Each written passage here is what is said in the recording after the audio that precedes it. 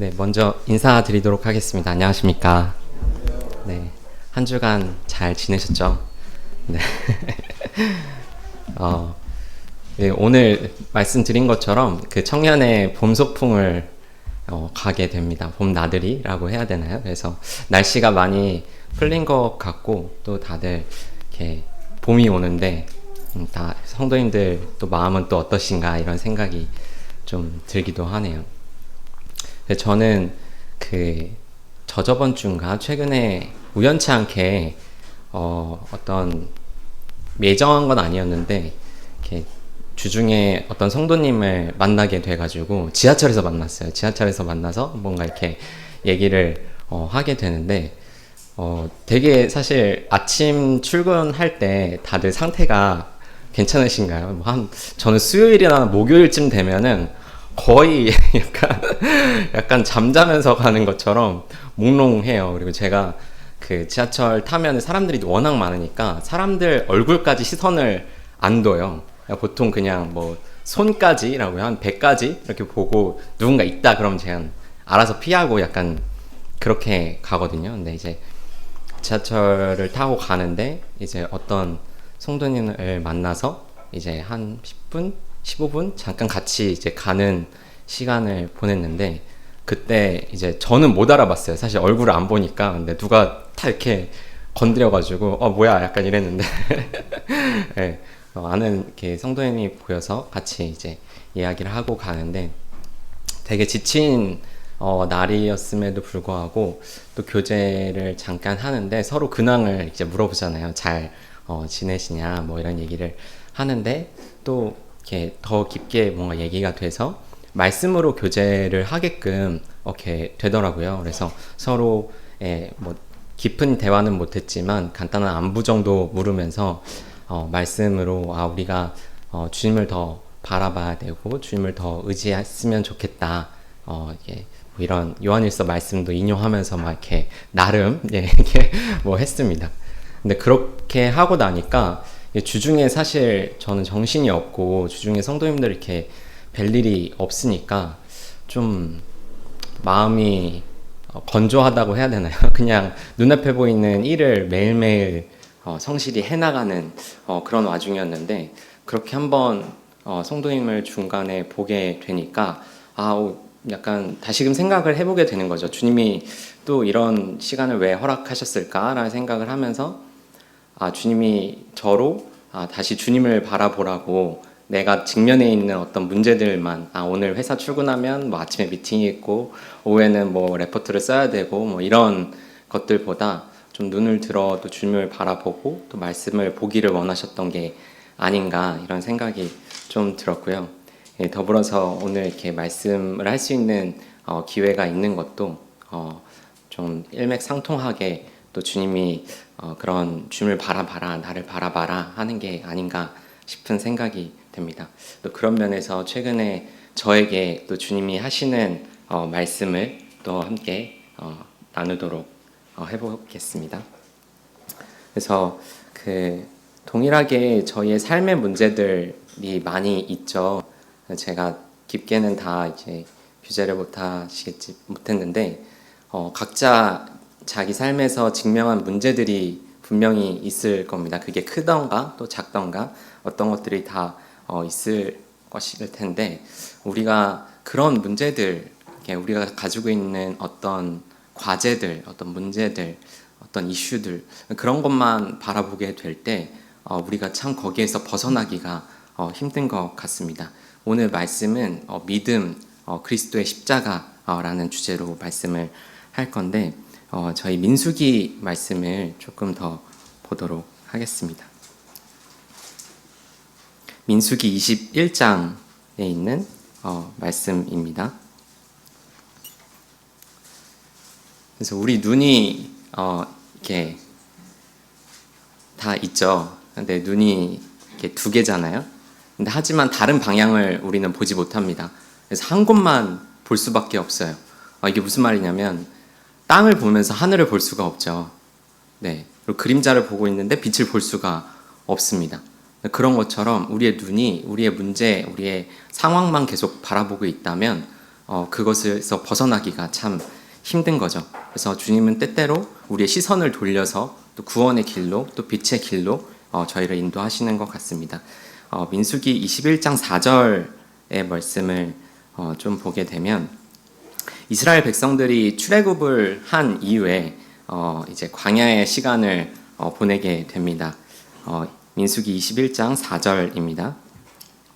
백성이 호르산에서 출발하여 홍해 길을 따라 에돔 땅을 우회하려 하였다가 길로 말미암아 백성의 마음이 상하니라.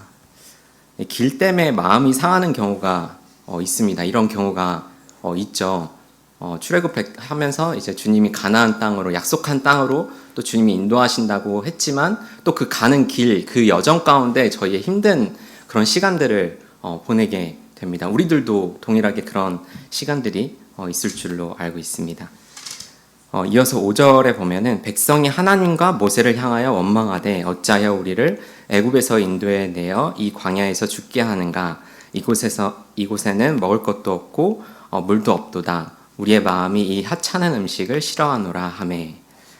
네, 이제는 백성들이 약속의 땅, 우리가 이제 바로의 손에서 벗어났다 하는 그 기쁨도 지나고 약속의 땅에 가는데 힘이 드니까 마음이 상하니까 이제 하나님과 모세를 원망하게 되는 그런 태도를 보이죠. 또 이렇게 성도님들은 다 훌륭하셔서 그러지 않겠지만 저는 종종 있습니다. 주님이 보여주신 회사라고 이렇게 갔지만 이렇게 아침마다 이렇게 회의를 해야 되고 또 저희 윗분들이 이제 한마디씩 똑바로 해라 이렇게 얘기를 하면 마음이 상해서 또 그런 경우가 있는데 근데 여기서 보면은 원망하는 것을 넘어서 이 하찮은 음식을 싫어하노라라고 합니다. 하찮은 음식. 이 하찮은 음식이 뭔가요? 그 광야에서 주님이 주신 만나와 메추라기이죠. 만나와 메추라기를 이제 광야에서 주셨을 때 처음에 그들의 반응은 하늘에서 주님이 우리에게 먹을 거를 주셨다. 이게 이렇게 좀 기쁨으로 이것을 대했다면 지금은 이제는 하찮다, 하찮은 음식이다라고 이야기를 합니다. 때때로 우리의 마음이 상하거나 근심이 가득할 때 주님이 주신 것임에도 불구하고 이렇게 좀 마음이 상함으로 인해서 좀 낮게 여기는 귀하게 여기는 것보다는 좀 낮게 여기는 그런 때가 있지 않을까 생각이 됩니다. 그 이후에 6절 계속 보시면 여호와께서 불뱀을 백성 중에 보내어 백성을 물게 하심으로 이스라엘 백성 중에 죽은 자가 많은지라. 백성이 모세에게 이르러 말하되 우리가 여호와와 당신을 향하여 원망함으로 범죄한 사오니 여호와께 기도하여 이 뱀들을 우리에게서 떠나게 하소서. 모세가 백성을 위하여 기도하매 여호와께서 모세에게 이르시되 불뱀을 만들어 장대 위에 매달아라. 물린 자마다 그것을 보면 살리라.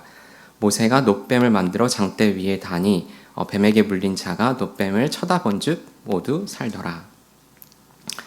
이게 우리에게 우리의 구원에 있어서 아주 중요한 진리, 아주 중요한 사건인데 우리는 우리의 구원, 어떤 삶의 문제에 대해서 우리의 문제를 계속 바라보고 때로는 그 원인을 제공하신 또 주님, 또 어떤 사람들을 원망하는 경우들이 있습니다. 이런 백성들을 주님을 보시고 불뱀을 이제 보내는 거죠.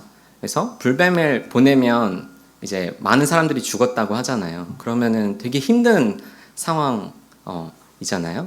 그럼 또 이렇게 불뱀이 많고 또 옆에 사람들이 죽어나가고 하면 또 어떤 사람은 물렸을 수도 있고 어떤 사람은 도망 다닐 수도 있고 뭐 이렇게 생각이 되는데 이렇게 불뱀에 물렸을 때 우리는 그 반응이 1차적인 반응이 이 상처를 먼저 볼 거잖아요. 내가 여기에 물렸으면 물렸다 하고 여기 뭐 이렇게 이빨 자국도 확인하고 뭐 피부가 어떤지 뭐 이런 것들도 확인을 하고 또 때로는 불뱀이고 물리면 죽으니까 이제 호흡도 가파지고 뭐 이런 여러 반응들이 있을 거잖아요. 그리고 또 불뱀이라고 하는 이제 내가 물리지 않았더라도 불뱀이 이제 돌아다니니까 불뱀을 이제 계속 볼 거잖아요. 이 불뱀을 피해서 내가 숨어야 되겠다 아니면 도망가야겠다 뭐 이런 생각을 할 텐데 우리는 때때로 이렇게 우리의 상처 아니면 우리의 이런 힘든 시간을 보내게 되는 그 원인을 바라볼 때가 종종 있는 것 같습니다. 그게 사실은 어떻게 보면 상식적인 거죠. 그걸 보고 얼른 피하거나 얼른 치료하거나 뭐 약을 바르거나 아니면 뭐 약을 먹거나 뭐 그런 것들이 이제 상식적인 수준에서 저희의 방법이라고 하게 되는데, 주님의 방법은 좀 다릅니다. 여기에서 상처를 치료하는 것보다는 불뱀을 장대 위에 다는 것을 명하시고 또 그것을 보게 하시는 또 주님이시죠. 그래서 우리의 구원도 그렇고 우리의 삶도 그렇고 이와 마찬가지입니다. 주님이 우리를 구원하시는, 우리의 삶에서 주님을 바라보게 하시는 그 방법이 인간의 방법과는 좀 차이가 있죠. 사람은 그 문제, 그 원인을 보고 그걸 해결하려고 노력하는 반면에 주님이 원하시는 것은 나를 바라봐라, 그 십자가를 바라봐라, 그 노뱀을 바라봐라 라고 하는 겁니다. 이것이 이제 우리들이 구원을 받을 수 있는 방법이었고 또 현재를 살아감에 있어서도 또 십자가의 능력을 구하는 방법이 되겠죠. 그래서 이게 바로 신앙입니다. 신앙. 다들 저보다 다 유능하시니까 신앙 무슨 뜻인지 다 아시죠? 네. 믿을 신, 그리고 우러러보다고 할 때 그 앙입니다. 근데 그 믿을 신이 사람인과 말씀 언이 이제 같이 있는 거예요. 그래서 우리가 신앙을 가지고 있다, 주님을 믿는다라고 하는 게 주님의 말씀에 기대어 하늘을 바라보는 것입니다. 그게 신앙이죠. 우리는 두 개를 못 봐요. 땅을 보면서 하늘을 보거나 내 상처만 보고 있으면서 주님 보라고 하신 것을 볼 수가 없습니다. 그렇기 때문에 우리의 시선을 돌리고 또 우리가 비록 어둠에 있지만 주님의 빛을 보여주셨기 때문에 그것을 바라보고 그것을 나아갈 수 있는 그런 믿음을 또 주님이 원하시는 거죠. 그래서 이런 신앙, 말씀에 기대어 우러러보는 것, 하늘을 우러러보는 것, 주님을 바라보는 것, 이것을 주님이 원하시고 또 저번 주에 또 어떤 형제님이 말씀을 전해주셨지만 이것이 바로 의인의 삶인 거죠. 의인은 믿음으로 말미암아 살리라 라고 하는 이 말씀, 이 바로 주님의 말씀에 기대어 주님을 바라보는, 하늘을 바라보는 것입니다. 이제는 방법이 생겼습니다. 이제 불뱀을 보고 도망가는 거나 이제 불뱀을 치료하는 방법이 아니라 사람들에게 이제 전해야 되는 거죠. 이제 저 장대 위에 있는 노뱀을 봐라. 그것이 치료의 방법이다. 이제는 치료법이 생겼습니다. 이러한 것처럼 저희도 이제 구약에는 이렇게 있지만 또 신약에서는 그리스도의 십자가를 생각할 수가 있죠. 그렇기 때문에 저희는 이제 사람들에게 또 우리들끼리도 믿지 않는 사람들과 또 믿는 사람들에게도 어떤 힘든 시간이 오거나 어떤 어려운 시간이 왔었을 때 주님을 바라봐라, 십자가를 바라봐라 라고 이야기를 할 수 있어야 되는 것 같습니다. 그래서 그 십자가에 달리신 예수 그리스도에 대해서 조금 더 깊게 보기를 원하는데요. 그 고린도전서 1장 22절부터 말씀을 좀 보도록 하겠습니다. 고린도전서 1장 22절부터 25절까지입니다.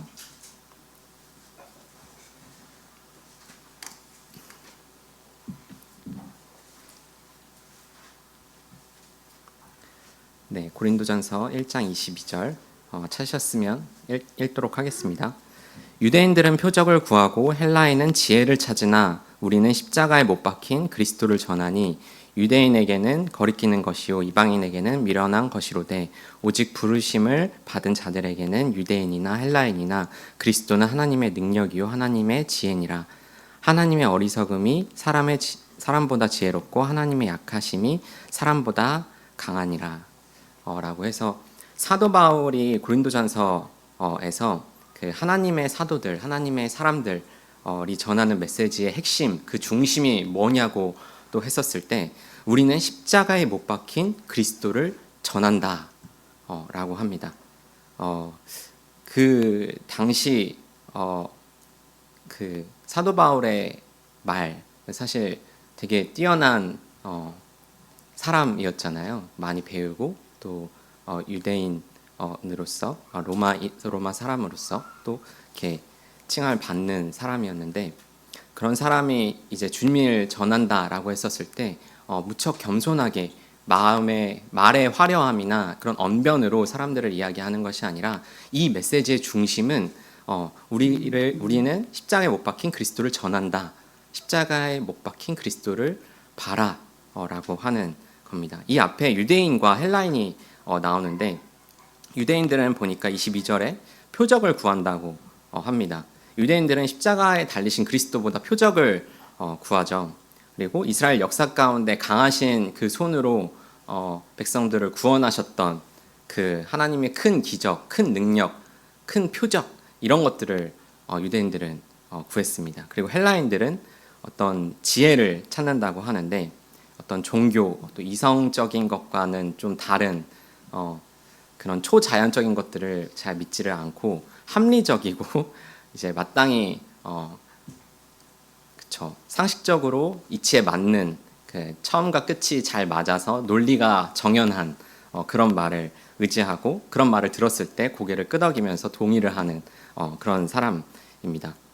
근데 여기에서 말하는 우리는 이라고 하는 사람들은 십자가에 못 박힌 그리스도를 전한다라고 합니다. 유대인이나 헬라인들은 이제 찾고 구하는 액션을 한다면, 이제 우리는이라고 하는 이 사람들은 전하는 사람들이죠. 어떤 우리의 구원, 뭐 어떤 해결, 이런 것들을 막 찾는 것이 아니라, 이제는 우리가 알기 때문에, 그리스도의 십자가가 우리를 구원하셨다는 것을 알기 때문에 십자가를 전하는 사람들입니다. 그래서 이런 십자가를 전하고 또 그리스도를 전하고, 참으로 세상에서는 알 수 없는 지혜, 할 수 없는 그런 능력, 그것이 바로 그리스도라고 이야기를 하고 있습니다. 그래서 하나님의 능력과 하나님의 지혜라고 이야기를 하는데, 어떤 것이 하나님의 능력이고 하나님의 지혜일지를 좀 보게 될 때, 히브리서 2장 14절부터 15절 말씀을 잠깐 보도록 하겠습니다.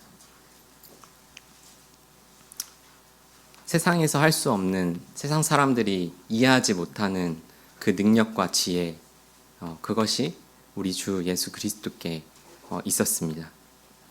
히브리서 2장 14절, 자녀들은 혈과 육에 속하였음에 그도 또한 같은 모양으로 혈과 육을 함께 지니심은 죽음을 통하여 죽음의 세력을 잡은 자 곧 마귀를 멸시하시며 죽기를 무서함으로 한평생 매어 종노릇하는 모든 자들을 놓아주려 하심이니.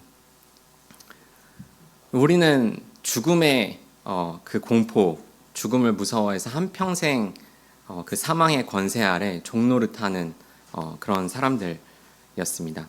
되게 무기력하죠.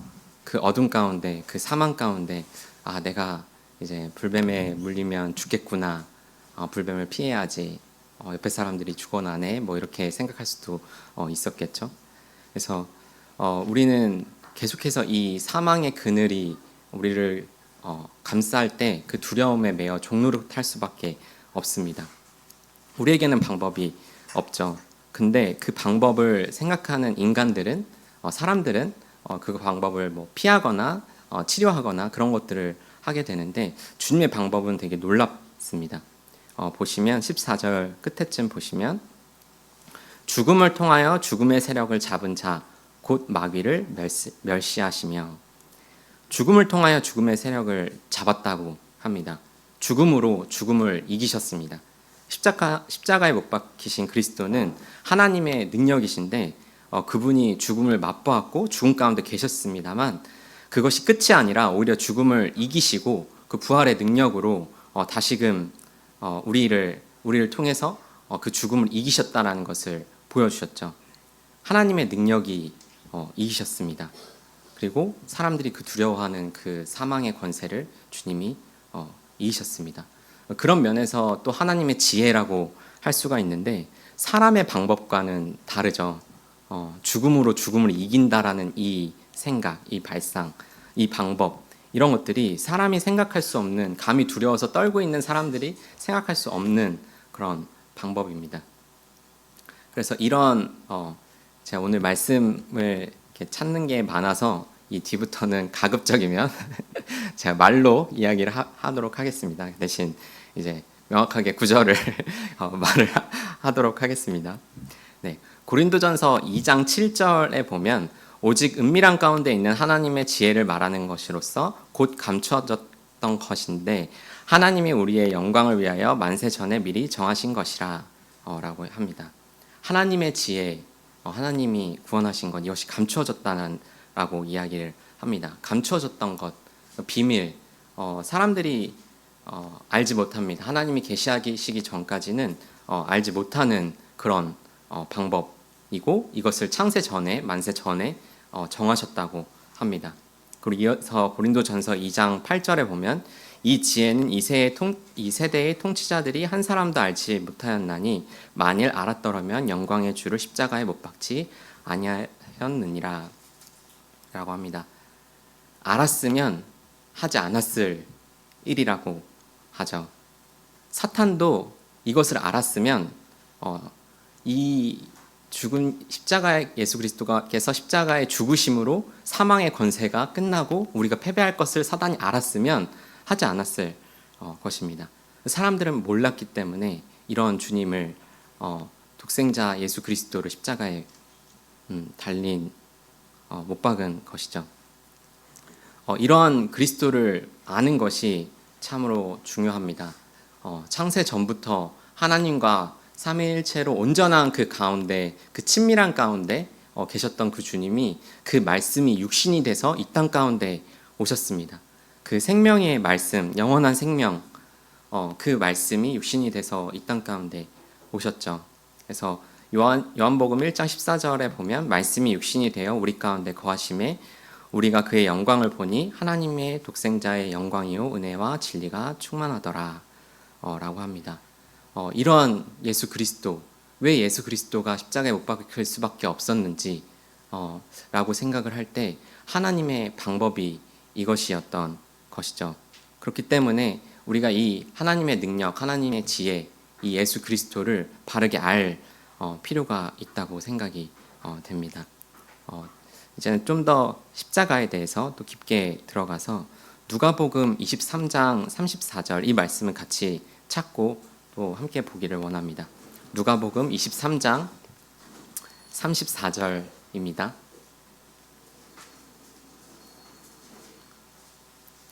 네, 십자가 위에서 주님이 하신 첫 번째 말씀이라고 또 저희가 보고 있는데요. 또 마지막 말씀은 누가복음 23장 46절에 나와 있죠. 먼저 34절 읽도록 하겠습니다. 누가복음 23장 34절. 이에 예수께서 이르시되 아버지 저들을 사하여 주옵소서 자기들이 하는 것을 알지 못함이니이다 하시더라. 그들이 그의 옷을 나눠 제비 뽑을세. 주님이 십자가 위에서 그 달리신 후에 말씀하신 그 말씀, 사죄의 말씀이죠. 용서의 말씀입니다. 우리 주님이 십자가에 달리시고 지금 두 죄인들 사이에 그 가운데 계십니다. 그리고 나를 못 박은 사람들, 그 로마의 군인들, 또 관원들, 저 비웃는 너가 하나님의 아들이거든 내려와 봐라, 너가 할 수 있느냐, 뭐 이렇게 조롱하는 그 사람들을 그 십자가 위에서 주님이 그들을 바라보시면서 아버지 저들을 사하여 주옵소서 자기들이 하는 것을 알지 못함이니이다 라고 이야기합니다. 처음 말씀하시는 게 아버지라는 단어인데 아버지는 항상 하나님과 함께 계셨고 예수 그리스도는 아버지 하나님과 항상 함께 계셨고 십자가 위에서도 아버지를 찾고 있습니다. 이런 친밀한 관계, 그리고 계속해서 기도하셨죠. 이 말씀이 기도의 내용입니다. 그래서 잡히시기 전날 밤에도 기도하셨고 침례를 받으실 때도 기도하는 중에 하셨습니다. 주님의 사역이 계속 기도로 시작이 되죠. 그리고 십자가 위에서 하시는 그 말씀도 기도의 내용이고 그 기도는 아버지께 드리는 기도입니다. 하나님 아버지의 품속에서 거하셨던 그 완전한 사랑 가운데 계셨던 그분이 이제 아버지를 다시 찾고 있습니다. 그리고 그 아버지도 동일하게 예수 그리스도를 보면서 이는 내 사랑하는 아들이고 또 내 기뻐하는 자다 라고 말씀하셨죠. 그런 관계 가운데 있으셨던 겁니다. 하나님 아버지와 예수 그리스도. 그런 주님이 계속해서 아버지와 연결되어 계셨고 함께하고 계셨는데 이제는 그 관계가 분리되는 그런 시간이 찾아오게 되는 거죠. 그리고 저희가 익히 알고 있지만 나의 하나님 어찌하여 나를 버리셨나이까 라고 하실 때는 아버지라고 부르시지 않습니다. 나의 하나님 이라고 이야기를 하시죠. 어떠한 이런 구분, 아버지와 이제 분리돼야 하는 그 친밀한 관계 가운데 있고 그 행복을 누리던, 그리고 분리되는 것을 한 번도 경험해보지 못했던 그분이 우리의 죄 때문에 십자가에 위해서 아버지와 그 분리되는 고통, 그 고난을 견디시는 것이죠. 그리고 그 뒤에 말씀이 저들을 사하여 주옵소서라고 합니다. 저들을 사하여 주옵소서. 그 예수 그리스도를 조롱하고 엇박은 사람들을 대상으로 저들을 사하여 주옵소서 이야기를 하는데 주님이 그 예수 그리스도께서 육신을 가지고 이 땅 가운데 오셨을 때 또 죄사함을 하는 그 권능을 일으킨 경우들이 있습니다. 그래서 뭐 예를 들면 중풍병자 이야기를 볼 수가 있는데 마태복음 그 9장 6절에 보면 찾지 않으셔도 됩니다. 그러나 인자가 세상에서 죄를 사하는 권능이 있는 줄을 너희가 알게 하려 하노라 하시고 중풍병자에게 말하시되 일어나 내 침상을 가지고 집으로 가라 하시니 라는 말씀처럼 예수 그리스도께서 육신을 가지고 이 땅 가운데 오셨을 때 죄사함의 권능을 행하셨고 죄사함을 선포하신 그런 일들이 있습니다. 주님 능히 이렇게 하실 수 있는 분이죠. 하지만 그 자기를 이 십자가에 위해서 달리신 이때는 직접 죄를 사하신 것이 아니라 아버지에게 의탁하는 그런 모습을 보게 됩니다. 왜 우리 주님께서 이런 죄사함에 대해서 직접 하시지 않고 용서를 구할 수밖에 없는 것인가를 생각하게 될 때 이 십자가에 달리신 예수 그리스도 하나님의 아들, 이분은 이 십자가 위에서 지금 하나님과 분리된 더 이상 죄를 사할 수 있는 그런 권능이 있는 분이 아닙니다. 전에는 죄 없으신 분으로 하나님의 아드님으로 또 거룩한 분으로 능히 죄를 사하실 수 있고 능히 죄사함을 선포하실 수 있는 분이었지만 십자가 위에서 주님은 전과 다른 모양으로 지금 계십니다. 죄를 모르시고 죄를 없이 하셨던 그 분이 이제는 죄인이 돼서 십자가에 달리신 것이죠. 고린도전서 5장 21절에 보면은 한 말씀을 볼 수가 있습니다. 고린도 후서입니다. 고린도 후서 5장 21절.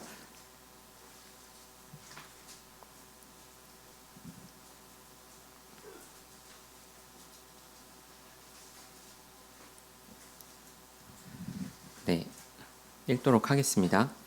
하나님이 죄를 알지도 못하신 이를 우리를 대신하여 죄로 삼으신 것은 우리로 하여금 그 안에서 하나님의 의가 되게 하려 하심이라. 죄를 알지도 못하신 그 이가 이제는 우리를 대신해서 죄로 삼으셨습니다. 죄인이 되셨고 죄가 되셨습니다. 있을 수 없는 그런 일이 일어난 것이죠. 그 와중에 주님이 죄를 사하여 달라고 이야기를 하십니다. 여기서 이 순간 죄를 사하여 달라고 하는 이 말의 의미는 무엇일까요? 죄를 사하는 방법이 뭔가요? 성경에서는 죄의 싹은 사망이다 라고 분명히 이야기를 하고 있습니다. 하나님이 정하신 하나님의 그 공의로서 죄의 싹은 사망입니다. 죽어야 돼요. 죄를 지었으면. 그런 순간에 저들의 죄를 사하여 주옵소서 하는 이 고백은 이 모든 사람들, 나를 핍박하고 있는 사람들, 나를 못 박은 이 사람들의 죄를 나에게 돌리세요. 나에게. 내 어깨 위에 그 죄를 더하시고 내가 그 죄를 담당해서 십자가에서 죽겠습니다.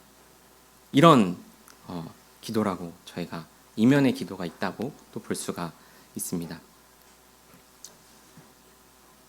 이런 순간에 그 뒤에 주님께서 저들은 알지 못한다 라고 합니다.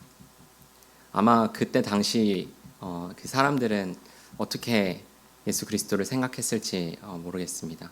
또 종교로서 종교적으로 좀 이슈가 있고 또 이제 약간 유대교와 반하는 어떤 액션을 했구나 뭐 이렇게 생각할 수도 있고 어떤 정치적인 부분에서 좀 유대교를 흔들 만한 그런 사람이어서 저렇게 죽을 수밖에 없는 건가라고 생각할지도 모르겠습니다. 근데 사도행전 3장 14절에서 15절에 보면 제가 읽겠습니다. 너희가 거룩하고 의로운 일을 거부하고 도리어 살인한 사람을 놓아주기를 구하며 생명의 주를 죽였도다. 그러나 하나님이 죽은 자 가운데서 그를 살리셨으니 우리가 이 일을 증인이라 라고 합니다. 생명의 주를 죽였다라고 합니다. 근데 그 당시에 사람들은 예수 그리스도가 생명의 주인 것을 알지 못했죠. 그리고 십자가에 달리신 예수 그리스도는 만세 전부터 정하신 그 뜻대로 이 사람들의 죄를 자기에게 돌려달라라고 하셨습니다. 이런 주님을 우리는 얼마나 잘 알고 있나요? 이렇게 저희가 잘 알아야 또 바라보고 또 따라갈 수가 있겠죠. 우리가 반드시 알아야 될 그 일, 그것은 생명의 주 되신 예수 그리스도이십니다. 그분은 생명의 주가 되셨습니다. 그 사도행전 2장 36절에 보면은 너희가 십자가에 못 박은 예수를 하나님이 주와 그리스도가 되게 하니라라고 이야기를 합니다. 십자가에 못 박은 그리스도를 하나님이 주와 그리스도가 되게 하셨다라고 합니다. 예수 그리스도는 주와 그리스도가 되었습니다. 그것이 선포됐죠. 이제는 알 수 있습니다. 전에는 저 사람이 누구였지, 뭐 어떤 사람이지라고 생각할지는 모르겠지만 이 십자가 사역이 끝난 이후에 사람들은 이제 분명하게 예수 그리스도는 주와 그리스도라고 알 수 있게끔 사도행전을 통해서 땅끝까지 전하라고 또 이야기를 하죠. 그 사명을 동일하게 지금 우리들도 받고 있고요. 그렇기 때문에 우리는 예수 그리스도가 생명의 주 되시는 것, 주와 그리스도가 되신 것, 우리의 죄를 위해서 십자가에 달리신 것, 이것을 전하는 사람들이 되어야 하겠습니다. 이런 예수 그리스도가 오늘 드린 예배와 같이 그 주님의 보혈, 양과 염소와 송아지의 피로 하지 아니하고 고결하신 예수 그리스도의 피로 우리는 나음을 입었습니다. 우리는 이런 주님을 전파해야 되죠. 이것이 살 길입니다. 이것이 구원의 길이고요. 다시 앞의 내용을 좀 상기를 하면서 그 민수기에 나왔던 불뱀, 그 노뱀을 생각을 해보면 구원받은 이후에도 때때로 저희는 예수 그리스도가 주와 그리스도이구나, 생명의 주이시구나 라는 것을 알고 또 믿고 침례에 순종하고 따를 때라도 가끔 그 길을 가다 보면 힘들 때가 종종 있는 것 같습니다. 저는 좀 자주 있는 것 같은데요. 그래서 저는 더 주님을 의지하고 찾아야 되는 그런 사람인 것 같습니다. 그래서 이런 부분에서 우리가 주님을 믿고 따르는 일에 또 격려가 되는 말씀이 있어서 이 말씀만 좀 보고 또 마무리하도록 하겠습니다. 히브리서 10장 말씀을 같이 보면 좋을 것 같습니다.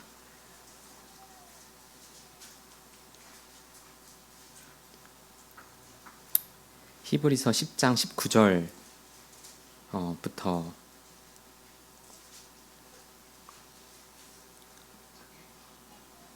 말씀인데 18절부터 보도록 하겠습니다. 히브리서 10장 18절입니다.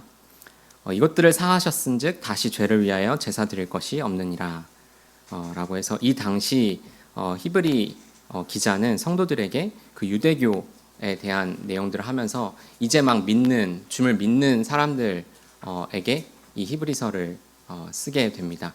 그 유대교 줌을 믿는다고 하는 사람들, 줌을 찾는다고 하는 사람들, 하지만 표적을 더 구하는 그런 사람들을 또 보게 되면 그들의 성전은 아직 허물어지기 전이기 때문에 이때 당시에 성전은 화려했습니다. 대제사장들을 보면 화려한 옷을 입고 지성소에 들어가서 예배를 드리고 또 염소와 송아지를 이렇게 또 가져가는 모습을 보게 될 때는 되게 거룩해 보이고 또 좋아 보이는 그런 때가 있는 것 같습니다. 그리고 우리도 마찬가지로 좀 보이는 것에 또 이렇게 연약할 때가 있죠. 그리고 이 히브리 사람들은 이제 그런 유대교에서 떠나온 예수 그리스도를 주와 그리스도구나라고 믿고 시인한 사람들에게 이 말씀을 쓴 것입니다. 유대교에 있으면 이제 좀 다른 얘기일 수도 있는데 여러 혜택들이 있죠. 저희가 큰 단체에 들어가면 이제 가장 좋은 게 복지 혜택들도 있습니다. 저희가 대기업을 가고 싶어하는 이유도 뭔가 이제 좋은 복지가 있고 또 뭐 여러 이런 것들이 있는데 유대교에 있으면 뭐 과부나 어린이들도 챙겨줄 수 있고 또 그 공동체 안에서 누군가 힘들다 그러면 가서 이제 잘 보살펴주고 그런 시스템적으로도 잘 되어 있을지 모르겠습니다. 그런 것에서 이제 반해서 나는 예수 그리스도를 주와 그리스도로 시인했다. 나는 예수 그리스도를 따르겠다라고 하는 사람들이 여기 있습니다. 그 사람들을 또 바라보게 되면 더 이상 염소와 송아지의 피로 제사 드릴 것이 없이 예수 그리스도의 거룩한 피로 이제는 단번에 죄를 사하였기 때문에 더 이상 제사를 드릴 것이 없습니다. 그 힘을 그 예수 그리스도의 피를 힘입어 또 성소에 들어갈 담력을 얻었다라고 19절, 20절에서는 이야기를 하고 있죠. 그리고 새로운 살길이라고 이야기를 합니다. 여기서 말하는 또 휘장이라는 말이 있는데 휘장은 그의 육체니라라고 합니다. 친히 예수 그리스도께서 인간의 몸을 가지고 오셔서 십자가 위에서 모든 피를 흘리셨기 때문에 이제는 더 이상 제사 드릴 것이 없는 것이죠. 이런 사람들에게 이제 여러 힘든 시간들이 또 올 수가 있습니다. 주님의 약속하신 것을 믿고 가더라도 이제 중간에 어려움이 찾아오고 또 내가 어떨 때는 좀 보잘것없어 보이고 내 자신이 이제 뭔가 큰 것을 할 수가 없어 보이고 또 옆에 봤는데 뭔가 거대하고 또 화려하고 체계적이고 약간 이런 비교가 될 때 좀 힘든 경우들이 있는 것 같습니다. 저 같은 경우에도 예수 그리스도의 말씀에 힘입어 오늘도 담대하게 회사에 출근해서 일을 하다가 또 패하고 올 때도 있고요. 다시 그 말씀을 의지하지 못하고 그래서 다음 날 또 다시 시작하는 거죠. 이제 저희는 아침마다 늘 새롭게 시작할 수 있는 것에 또 감사가 되는데 이런 사람들을 위해서 세 가지 권면을 합니다. 첫 번째는 10장 22절 말씀인데요. 우리가 마음에 뿌림을 받아 악한 양심으로부터 벗어나고 몸은 맑은 물로 씻음을 받았으니 참 마음과 온전한 믿음으로 함께 하나님께 나아가자라고 합니다. 참 마음과 온전한 믿음으로 하나님께 나아가자. 이렇게 마음이 흔들리고 좀 어려운 시간을 보내고 있는 사람에게 이 히브리 기자는 권하는 것이죠. 참 마음과 온전한 믿음으로 하나님께 나아가자라고 합니다. 우리들 믿는 사람들의 그 방법, 구원의 방법, 방향 이것은 고정입니다. 하나님, 예수 그리스도. 이 히브리 기자도 하나님께 나아가자라고 합니다. 다들 하나님께 잘 나아가고 계신가요? 때때로 저희가 예배 시간 또 주일에 주의 날이라고 하는 주일에 또 예배 시간을 모였음에도 불구하고 진정으로 하나님께 나아가고 있는지를 다시 생각해 봐야 하는 때가 있을 수가 있는 것 같습니다. 그만큼 쉽지 않죠. 하나님께 나아가는 것, 하나님을 알고 하나님께 나아가는 것. 단순히 예배 시간에 이 자리에 앉는 것이 아니라 이 살아계신 생명의 주가 되시고 우리를 위해서 십자가에 죽으신 그리고 다시 살리신 그 사망의 권세를 이기신 그분께 나아가는 것. 이것이 필요하다고 또 이야기를 합니다. 그리고 두 번째는 그 히브리서 10장 23절에 보면은 또 약속하신 이는 믿으시니 우리가 믿는 도리의 소망을 움직이지 말며 굳게 잡고 라고 합니다. 믿는 도리의 소망을 움직이지 말고 굳게 잡으라고 합니다. 네. 이제 잡으면 놓칠 수도 있잖아요. 근데 더 굳게 잡으라는 거예요. 힘들고 어려우면 내 잡은 손이 떨어뜨리려고 하는 약간 손이 느슨해지는 그런 순간이 올 때 더 굳게 그 소망을 붙잡아라 라고 이야기를 합니다. 약속에 대한 소망, 그 소망이 무엇인가 라고 생각을 할 때 주님이 히브리서 말씀을 통해서 사도행전 말씀을 통해서 그 제자들 많은 사람들 앞에서 승천하신 것을 보게 됩니다. 참 기이한 현상이죠. 이렇게 가만히 있는데 이제 승천하는 그런 모습이 그 장면 그 사도행전에 나오게 되는데 그 올라가신 그 모습 그대로 예수 그리스도께서 다시 오실 것입니다. 그 십자가에 달리시고 사망을 이기신 주님이 하늘로 올라가셨다가 곧 있으면 다시 오십니다. 우리에게 이 소망이 있는 거죠. 하늘에 계신 그분이 땅에 오신다. 우리는 그분께 속했다라는 것이 보게 될 때 우리의 왕이 다시 우리 앞에 오시는 겁니다. 그 약속, 주님이 다시 오신다고 하는 그 약속, 그 시대가 얼마 남지 않았음을 우리는 알고 있습니다. 우리가 이 약속을 믿을 수 있는, 이 소망을 굳게 잡을 수 있는 이유가 무엇인가 하니 다시 돌아와서 예수 그리스도가 어떤 분이신지, 하나님이 어떤 분이신지를 우리가 바로 아는 것입니다. 약속한 그분이 믿으시기 때문에, 약속하신 그분이 약속을 성취하시는 분, 그 말씀하신 그대로 이루시는 분이라는 것을 우리가 알기 때문에 우리는 그 소망을 굳게 잡을 수가 있는 거죠. 그리고 이 뒤에 넘어가면 36절부터 37절에 보면은 이 소망을 굳게 잡는데 또 인내가 필요함을 이야기합니다. 36절 너희에게 인내가 필요함은 너희가 하나님의 뜻을 행한 후에 약속하신 것을 받기 위함이라. 잠깐 후면 오시리가 오시리니 지체하지 아니하시리라. 네. 그분이 약속하셨는데 아직 오지 않았기 때문에 우리에게 인내가 필요하다고 이야기합니다. 이 인내, 기다림의 시간이 참 힘들죠. 기다리다가 지쳐서 이 소망의 끈을, 이 굳게 잡은 이 손을 놓치려고 하는, 그 느슨해지려고 라고 하는 때에 히브리 기자는 다시 분명하게 그분 곧 오셔. 우리를 구원하신 그분이, 우리의 왕이신 그분이 곧 다시 오실 거야. 우리가 이 소망을 가지고 굳게 나아가자 라고 하는 것입니다. 마지막 세 번째 말씀이 히브리서 10장 24절에 보면 서로 돌아보아 사랑과 선행을 격려하며 라고 합니다. 서로 돌아보아 사랑과 선행을 격려하며. 다들 서로를 잘 돌아보고 계신가요? 이게 참 어려운 것 같아요. 이게 마음은 주중에 성도님들이랑 안부도 묻고 또 이제 엊그저께는 이제 저희 교회 기도 제목도 갱신이 됐잖아요. 또 이렇게 나누게 됐는데 그런 기도 제목도 보면서 또 기도하면서 한 번씩 연락도 드리고 안부 전화라도 한번 드리고 아니면 찾아가서 식사라도 이제 한번 하고 약간 그런 마음이 우리 성도님들한테는 다 있으실 거라고 생각이 되는데 실제로 그렇게 하기가 쉽지가 않죠. 네, 참 쉽지가 않은 것 같습니다. 저도 많이 부족한데 그렇기 때문에 이런 사랑과 선행으로 격려가 돼야 됩니다. 서로 사랑할 것을 격려해야 되는 거죠. 우리가 모였을 때 우리가 서로 사랑하자, 우리가 서로 돌아보자, 우리가 서로 선행하자 이런 얘기를 하지 않으면 사실 우리가 마음은 있거나 생각은 있지만 이게 실천으로 옮기기가 되게 어려울 때가 있는 것 같죠.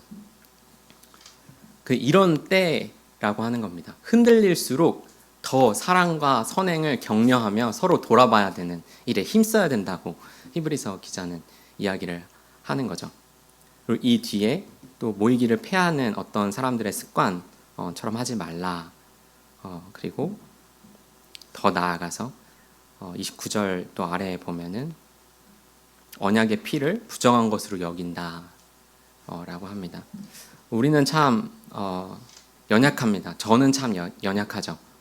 그래서 주님이 십자가에서 우리 죄를 사하셨다는 것, 생명의 주라는 것, 주와 그리스도가 되셨다는 것을 다 알고 믿었음에도 불구하고 때때로 길을 가다가 약속하신 그 때를 기다리며 또 길을 가다가 또 인내하다가 기다리다가 지쳐서 좀 힘들어하는 그런 때가 있습니다. 하지만 이럴 때일수록 하나님께 나아가자. 그리고 소망을 굳게 붙잡자. 그 서로 돌아보고 선행과 격려를 하자라고 사랑과 선행을 격려하자라고 이야기를 할 수 있어야 되는 것이죠. 이렇게 하지 않으면 참 주님을 따라가기가 녹록지 않은 것 같습니다. 이런 선행, 이런 격려, 이런 것 어디서 할 수 있을까요? 바로 교회입니다. 교회에 나오시고 또 교회에서 그 말씀을 들으시고 또 그 말씀을 가지고 서로 하나님께 나아가자. 우리가 소망의 줄을 굳세게 붙잡자. 그리고 서로 돌아보고 사랑과 선행으로 서로 격려하는 이런 행동을 하지 않으면 주님을 계속해서 따라가는 것이 그 인내의 시간을 견뎌내는 것이 쉽지가 않은 것이죠. 그러므로 이 히브리 기자는 마지막에 다시금 상기시킵니다.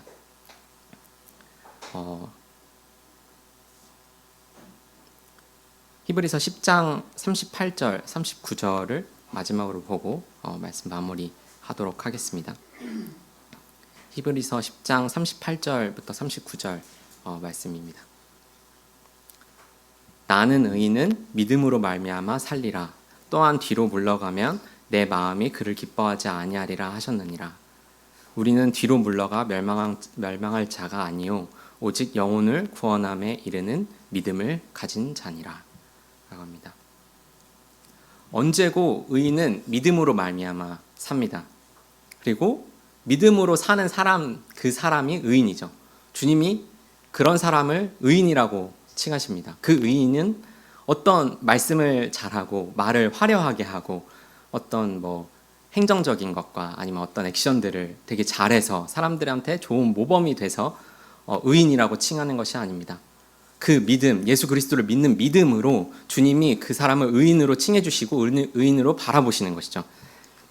그렇기 때문에 우리는 이 예수님을 믿는 이 믿음이 꼭 있어야겠습니다. 그리고 우리는 생명의 그 주께서 우리를 죄에서 구원하셨기 때문에 사망을 이기셨기 때문에 뒤로 물러가 멸망할 자가 아닙니다. 이제는 저희가 멸망할 사람들, 두려움에 떨 수밖에 없는 사람들이 아니라 주님의 그 사랑을 가지고 두려움을 이기고 담대하게 나아갈 수 있는 주님이 다시 오실 그 때를 기대하면서 기다릴 수 있는 그런 사람들이라고 성경은 이야기를 하고 있는 것이죠. 그리고 의인은 오직 믿음으로 말미암아 산다고 합니다. 이런 격려, 믿음의 고백들을 할 수 있는 그런 동대문 교회가 되기를 원합니다. 저희가 서로 교회에 와서 함께 교제하고 말씀을 나눌 때에 이 십자가에 달리신 예수 그리스도, 이분을 믿는 믿음, 그걸 통해서 나아가는 믿음의 여정 가운데 하나님께 나아가고 예수 그리스도가 다시 오실 그 소망을 굳게 붙잡고 서로 격려하며 또 사랑과 선행을 하는 그런 교회, 그런 성도들이 되기를 원합니다. 그리고 그런 시간들을 오랫동안 또 겪어오신 분들이 있으실 텐데 성경에서 주님이 잠깐 후면 지체하지 않으시고 오신다고 합니다. 주님이 오실 그 날을 또 기대하며 또 기다리게 됩니다. 잠깐 기도하고 말씀 마무리하도록 하겠습니다.